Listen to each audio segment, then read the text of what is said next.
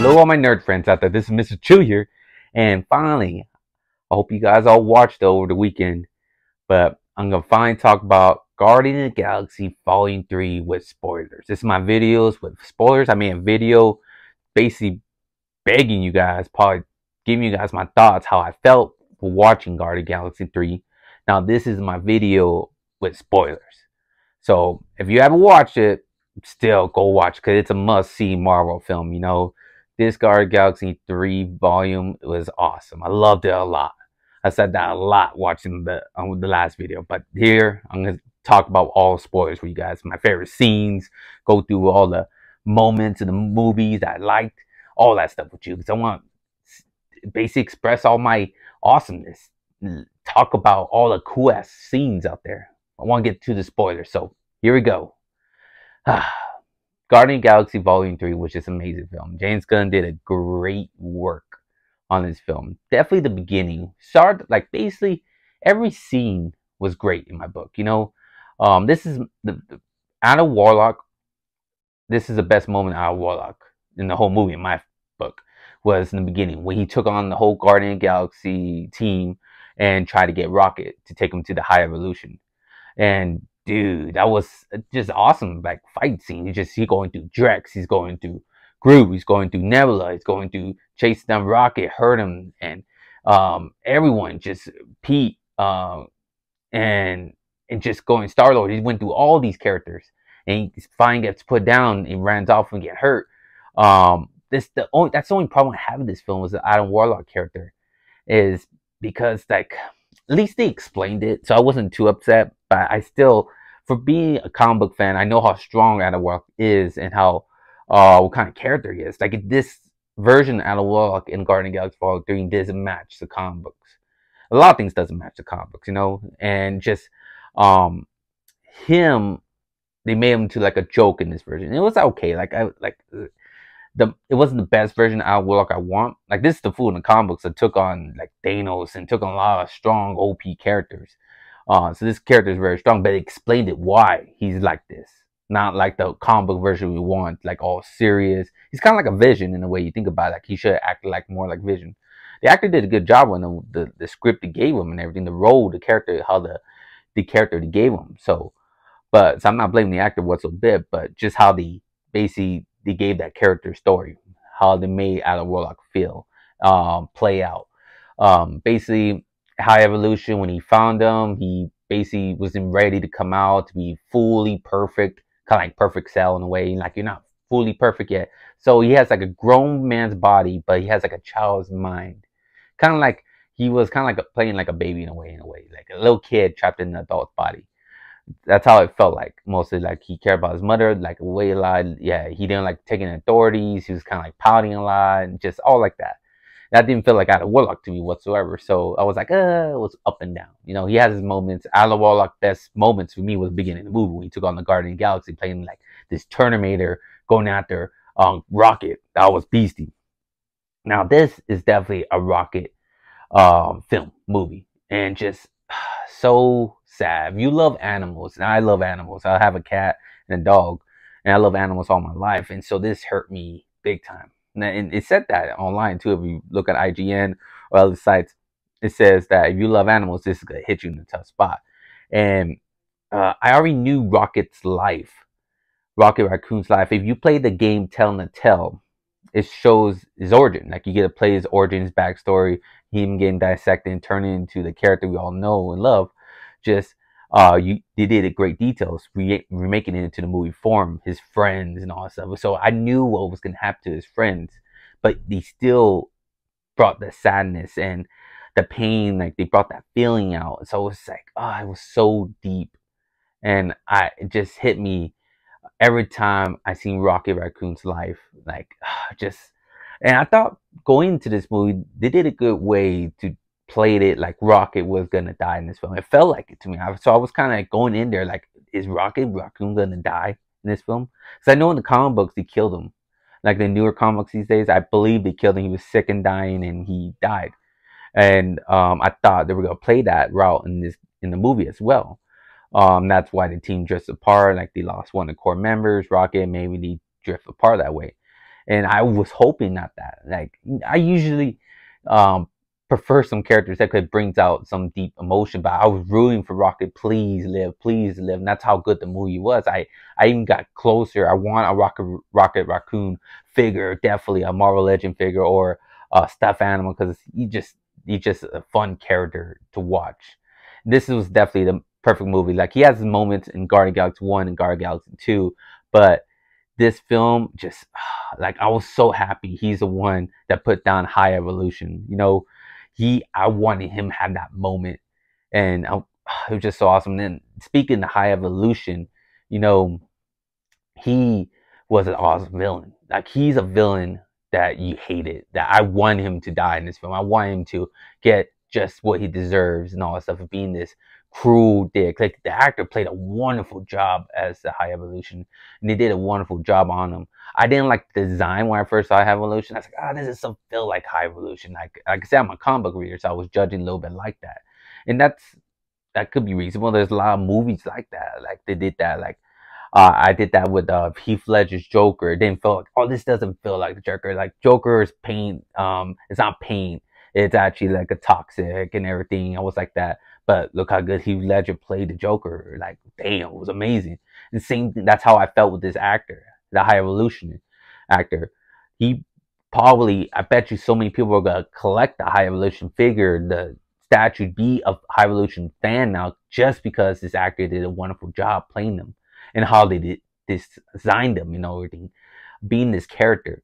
So I bet you in the comic book community, I bet you the High Evolution is gonna be a big time character in the Marvel Comics roles. That's how it was in I believe that when Heath Ledger played the Joker, you know, the Joker was still a big time because of Tim Burton's film. It was a nice film, but it made it more 10 times bigger when Heath Ledger played the Joker in Batman in Dark Knight Returns. In the Dark Knight, Dark Knights, in the Dark Knight. That what when an actor plays an amazing villain and made a great job on it. I mean, great role. Brings the character out. People want like, oh, I want to learn about the High Evolution. I want to do that because I knew who the High Evolution is and what he has. All these humanoid animals and all that stuff, like changing species. I knew all that, but I really didn't care about the character that much. He was like, who cares about High Evolution? Now it's like, dude, High Evolution is really awesome now. It's cool because this actor did a wonderful job on him, and I loved it. Like, like say maybe hate him through the whole film. Like, I can't wait to kick your ass because he was just that dick of a character, and that was awesome. I loved it. Like, I haven't felt this way till I saw Games of Thrones Joffrey, or who else? Oh, there was a Hell's on Wheels, a character called the Swedish or something like that. He was a character I hated a lot on the show. Like, I can't wait till they kill him. This is the same thing with the High Evolution. He's one of those characters in a movie or a show that you hate it so bad. I can't wait till something bad happens to you. And then they did, and it was awesome. He played a great role, awesome. And it was just all emotion, all the Guardians. Nebula, I love Nebula's development. You know, she wasn't the same secondary character to the whole Marvel Universe. She changed over time. See Guardian Galaxy 1 and 2, and then see her develop now. Like, even what loved her more, what me loved her more right now is how she got the news hearing Rocket's voice. That kind of made me put in tears because she was actually happy. Like, she was broken. Like, she was so worried for Rocket dying. Like, you never see, she cared for her sister. I think that's the only time like she really cared. But caring for somebody and hoping they live, and she was ready to break down in a way, was that right there, that moment. Never let that, she is truly changed right there, that moment. And because she, like, you saw that moment when she heard Rocket's voice waking out of that coma. She was happy. She was like, oh my god, like, feel relieved that he's alive, he survived. So that was a great moment too. All the characters had good moments. Drax, damn, I forgot, Star Lord's sister, I forgot her name, forgive me for that, but she had a good moment. Nebula, Star Lord, even Gamora, like, she's not playing the same Gamora that we knew from the first two. She's playing a new Gamora that she took her place of the old one, and she's filling this role, and she's understanding this team now that she used to be part of, and why this old Gamora loved them so much. And that was a good moment as well. Like, everyone had great moments in a way. Even the one that replaced Yondu, I forgot his name, forgive me for that. I forget some characters. Like, He even had a great moment when he finally learned how to throw that spear or whatever, that little arrow that Yondu did. And he saw Yondu and said, "Yondu, use your heart." And that was a good moment to bring back Yondu. That was awesome. I love seeing Yondu for that little moment. It felt like a great moment for him to encourage uh, another crewmate, another friend like him to help use his power, and he did. He was awesome. And speaking of that dog, Cosmo, I think Cosmo, that dog was very OP if you think about it. Dude, that dog basically lift a spaceship, hold a spaceship, a giant spaceship from falling with his telekinesis power. Dude, how strong is that, dude? That's like Omega level mutant power in a way. Like you're holding a freaking spaceship from falling so everyone could evacuate. Dude, that dog is OP, strong ass telekinesis, cool as hell. Groot played pretty good as well. I love that he had all those guns sneaking in to take on the High Evolution with Star Lord. That was just amazing, and seeing that moment when Star Lord was trying to bring back Rocket. That was like I broke down in tears. I broke down a lot crying in this film because I thought Rocket was gonna die right there. He felt like it. Like he was seeing his friends from the afterlife. He felt like he was gonna move on, and Star-Lord was just begging because he lost Gamora. He didn't want to lose another friend. And he was begging, come back. And that was a very heartful moment. And it was just happy. A lot good moments in this film. Felt emotional. Felt happy. I felt laughing. There was laughing, and just amazing film. I think this is the last Marvel movie they're gonna make. MCU film in my book. Like I expect high things for Deadpool, but any other film, like nothing could top this. Like this is up there. Like I'm gonna give you my three best Marvel films of all time. You know, MCU films that I love. And it's Infinity War, still Infinity War, awesome. This is number three. Number two, Guardian Galaxy Volume 3, just up there. And Winter Soldier, yeah, those are the three top ones in my book, right there. If I gotta choose three of all the movies of all the MCU films, those three, hands down, my favorite. I'll be happy. No, if I got thrown 4 or 5, it'll be Civil War. I'll probably make a video about that. My 5 favorites. Probably ruined it already, but my 5 favorite MCU films of all time. But right there, that's definitely up there. Guardian Galaxy Volume 3. I haven't cried in a film so much as this one right here. This is amazing. And it was funny, action, just everything I wanted in the film. Like a big old buffet. You get everything you want in drama, action, comedy, everything you want in the film, you got it. James Gunn did a wonderful job. I can't wait to see his work in DC, Superman, and every film he does. I've seen some of his past ones, but when it comes to superheroes right now, like the Guardian Galaxy series, Suicide Squad, even damn, I forgot that TV show he did too. Peacemaker, yeah, Peacemaker, the show.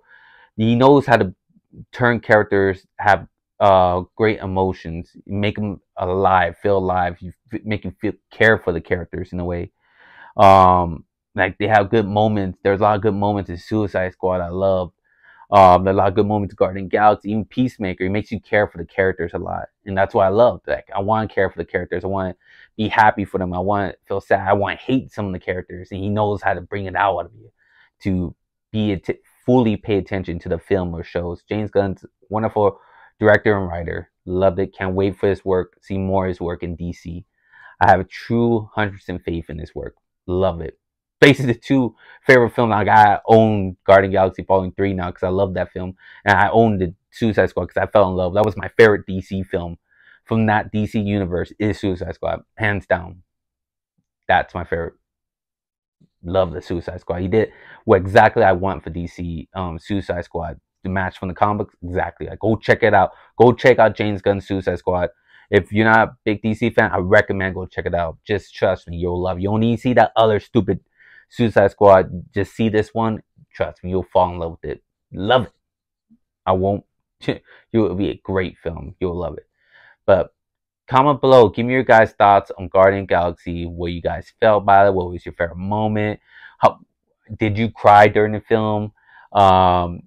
Post all your spoilers. This is a spoiler video, so there's gonna be a lot of spoilers. Post all your spoilers. Give me your favorite scenes. Give me the scenes you cried in. Give me the scenes you laughed in. Give me all what you enjoy. So, because I love it so much, I felt like going to see it again because that's how much I loved it. Three great movies so far this year: John Wick, Mario, and Guardian Galaxy 3. This year's turning to be great. I don't think no other movies could replace those three, because those are the big three of this year. Love all three of them. 10 out of 10, all of my book. Love them all. But give me your guys' thoughts. Comment below, please. Hit that like button. Subscribe to my channel if you're new. Hit that notification to get all my movie, TV shows, reviews. And I love talking nerd with you guys. Nerd stuff with you guys. Love this channel.